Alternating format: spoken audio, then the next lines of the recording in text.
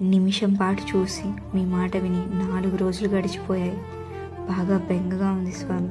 అందరికీ నమస్కారం. Next page ఎప్పుడు అని నా డిఎమ్స్ అంతా ఫిల్ అయిపోయినాయి. సో లిటరలీ అరౌండ్ 4 అవుతుంది టైమ్. ఇప్పుడు రికార్డ్ చేయాల్సి వస్తుంది. మీకు ఎలా అయితే అనిపిస్తుందో నాకు కూడా ఫాస్ట్ గా మొత్తం చదివేసి ఏమైందో తెలుసుకోవాలనే ఉంది. కానీ ఇది ఇలా పేజ్ బై పేజ్ చదివితేనే మంచి కిక్ ఉన్నట్టు అనిపించింది నాకు. సో తప్పదు, మీరు వెయిట్ చేయాల్సిందే. బట్ స్టిల్ వీళ్ళనంత ఫాస్ట్ గా చెప్పాలని నేను ట్రై చేస్తున్నాను మీకోసం. ఇంకా ఆలస్యం చేయకుండా అమ్ము 12th పేజ్ లో ఏం రాసుకుందో చెప్తానో వినేయండి. ప్రపంచంలో ప్రేమ గుడ్డిది, పిచ్చిది అంటారు కదా, కానీ నా ప్రేమ ఏం గుడ్డిది కాదు, పిచ్చిది అంతకంటే కాదు. ఎందుకంటే అది మీ మీద కలిగింది కాబట్టి. Love you Swami. First time I'm using this word in my lines because ప్రస్తుత సమాజంలో దీని అర్థమే మారిపోయింది. నిజమే కదా.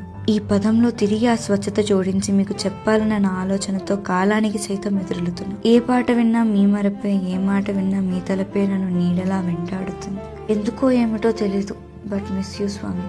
It's been 4 days. నిమిషం పాటు చూసి మీ మాట విని 4 రోజులు గడిచిపోయి బాగా బెంగగా ఉంది స్వామి. అయ్యో పాపం. పూర్తిగా చూడాలి అనున్నా చూడలేని స్థితి, నేరుగా చెప్పాలి అనున్నా చెప్పలేని పరిస్థితి, దాచాలని ప్రయత్నిస్తున్నా దాగలేనన్ని భావాలు. ఇటువంటి అనుభవాలకి ఎప్పుడూ నేను మినహాయింపు అనుకున్నా. ఇప్పుడు అనుభవిస్తుంటే అర్థమవుతుంది ఇలాంటివన్నీ ఉండవని మేము కూడా అనుకుంటున్నాం. కానీ ఇప్పుడు చదువుతుంటే మాకు కూడా అర్థమవుతుంది. నేను చూసే ప్రతి చోటు, నడిచే ప్రతి బాట మిమ్మల్నే గుర్తు చేస్తున్నాయి. బహుశా ఆలోచనలన్నీ మీ తలుపులతో నిండిపోయినందుకు అనుకుంటా. అంతేగా మరి. అవుట్ ఆఫ్ స్టేషన్ వెళ్తున్నా పిచ్చిదానిలాగా నా కోసం ఎదురు చూడకు అని చెప్పే రోజు వస్తుందా?